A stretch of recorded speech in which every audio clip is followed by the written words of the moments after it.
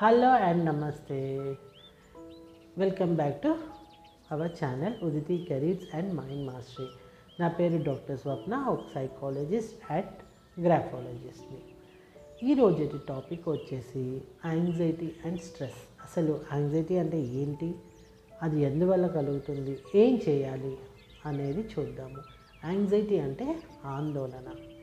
ఈ ఆందోళన అనేది స్ట్రెస్ ఉన్నప్పుడు వచ్చే సహజమైన ఒక రియాక్షన్, అంటే స్పందన అనుకోవచ్చు, ఒక రెస్పాన్స్. న్యాచురల్గానే స్ట్రెస్ ఉన్నప్పుడు ఆందోళన, యాంగ్జైటీ అనేది వస్తుంది. ఇది మన డైలీ లైఫ్ని డిస్టర్బ్ చేయవచ్చు అన్నట్టు. నార్మల్గా యాంగ్జైటీ అనేది ఎంతో కొంత అందరికీ ఉంటుంది. ఎప్పుడైతే మన యొక్క డైలీ లైఫ్ని ఇవి డిస్టర్బ్ చేయడం స్టార్ట్ చేస్తాయో అది ప్రాబ్లమాటిక్ అన్నట్టు. మన లైఫ్ని డిస్టర్బ్ చేస్తూ ఉంటే ఆ యాంగ్జైటీ అనేది మనకి ప్రాబ్లమాటిక్ యాంగ్జైటీ అని తెలుసుకోండి.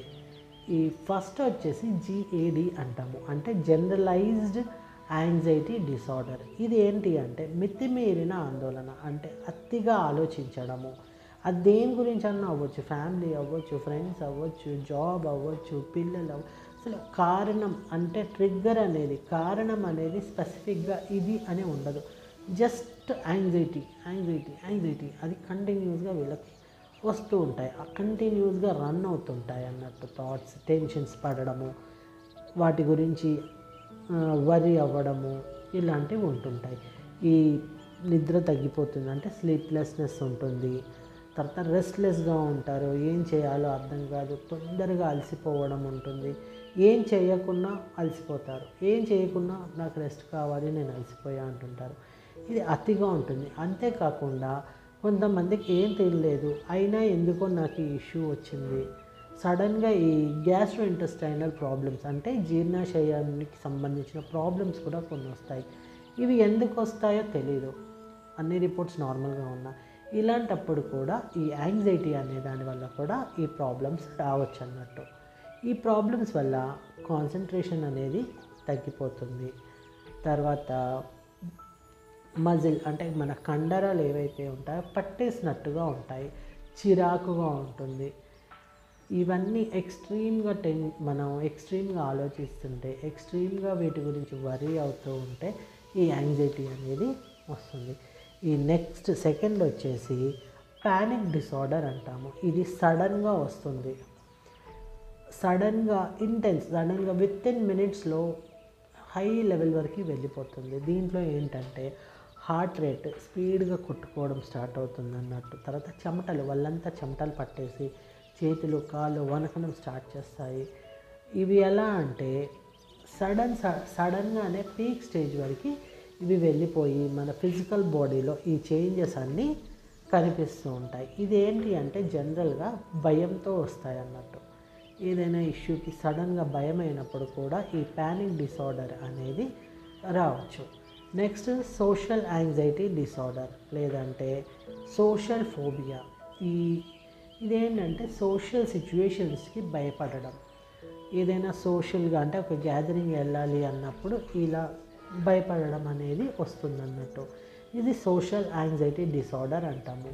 ఇది ఎందుకు వస్తుంది అంటే అవతలి వాళ్ళు జడ్జి చేస్తారు అని, లేదంటే ఎంబ్రాస్ ఫీల్ అవ్వడము, ఒక రకమైన ఇబ్బంది, నలుగురిలో వెళ్ళడానికి ఒక రకమైన జంకు అనొచ్చు. ఇది సోషల్లో వెళ్ళాలి అన్నప్పుడు ఇలా నా గురించి వీళ్ళు జడ్జ్ చేస్తారేమో అనుకోవడం, లేదా ఇబ్బందిగా ఫీల్ అవ్వడము, ఇలాంటివి సోషల్ యాంగ్జైటీ డిసార్డర్ కింద వస్తాయి. ఇది కూడా ఏం చేస్తారంటే వీళ్ళు సోషల్గా మూవ్ అవ్వడాన్ని తగ్గిస్తారు. ఇలా తగ్గించినప్పుడు వాళ్ళ వాళ్ళ పర్సనల్ అండ్ ప్రొఫెషనల్ లైఫ్ అనేది డిస్టర్బ్ అయ్యే ఛాన్సెస్ ఉంటాయి. ఈ కెరీర్ లైఫ్ కూడా డిస్టర్బ్ అవ్వచ్చు వాళ్ళున్న ప్రొఫెషన్ని బట్టి. సరే, ఇందులో కూడా హార్ట్ బీట్ చాలా ర్యాపిడ్గా కొట్టుకుంటుంది.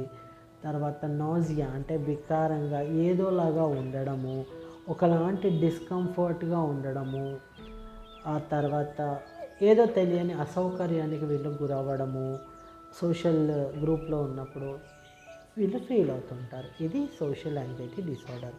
అయితే వీటి నుంచి మనం బయటపడాలి అంటే మైండ్ఫుల్నెస్ టెక్నిక్ లేదా రిలాక్సేషన్ టెక్నిక్ అనేవి హెల్ప్ చేస్తాయి. డీప్ బ్రీదింగ్ చేసుకోవడము, మెడిటేషన్ చేయడము, లేదంటే ప్రోగ్రెసివ్ మజిల్ రిలాక్సేషన్ అంటే మజిల్స్ని రిలాక్స్ చేయడము, ఇలాంటి టెక్నిక్స్ ఉంటాయి. ఈ మైండ్ఫుల్నెస్ టెక్నిక్స్ అనేది ప్రజెంట్ మూమెంట్లో ఉండడానికి హెల్ప్ చేస్తుంది. ఇవి మెల్లిగా ప్రాక్టీస్ చేస్తూ ఉన్న కొద్దీ యాంగ్జైటీ అనేది తగ్గుతుంది. మెల్లిగా ఒకరోజు 2 రోజులు కాకుండా మెల్లిగా దానికి టైం ఇచ్చేసి ఓపికతో చేసుకుంటే ఇవి తగ్గుతాయి. అలాగే లైఫ్ స్టైల్ కూడా చేంజ్ చేసుకోవాలి. మీ బ్యాలెన్స్గా ఉండడము, అడిక్వేట్ అంటే సరిపోయినంత నిద్ర, క్వాలిటీ ఉండాలి, క్వాంటిటీ టైం కాదు, క్వాలిటీ టైం అనేది ఎక్కువ ఇంపార్టెంట్. ఈ కెఫెన్, ఓవర్గా కాఫీలు టీలు తాగడము లేదా ఆల్కహాల్ ఇంటేక్ చేసుకోవడము, ఇలాంటివి లైఫ్ స్టైల్ చేంజెస్ని కూడా చేసుకుంటే మంచిది, యాంగ్జైటీ తగ్గడానికి హెల్ప్ చేస్తాయి. ఇవన్నీ కాకుండా కూడా మీరు సపోర్ట్ తీసుకోవచ్చు. కొంచెమే ఉన్నప్పుడు మీరు ఫ్రెండ్స్ కానీ ఫ్యామిలీ సపోర్ట్ తీసుకోవచ్చు. లేదు అంటే థెరపీస్ ఉంటాయి, థెరపీస్ సపోర్ట్ తీసుకోవచ్చు. ఒక ప్రొఫెషనల్ సపోర్ట్ తీసుకోవచ్చు. సైకాలజిస్టులు, థెరపిస్టులు వీళ్ళ సపోర్ట్ని తీసుకొని వీటిని మీరు మేనేజ్ చేయగలరు. కానీ విత్ ప్రాక్టీస్ అండ్ తొందరపడకుండా విత్ టైమ్ అండ్ ప్రాక్టీస్తోనే ఇవి తగ్గుతాయి. స్టే పాజిటివ్గా ఉండండి, మీ గురించి కేరింగ్ చేసుకోండి, సెల్ఫ్ కేర్ చేసుకోండి, మైండ్ఫుల్గా ఉండండి. అలాగే లైక్ చేయడం మర్చిపోకండి. Please do like, share, subscribe. Thank you.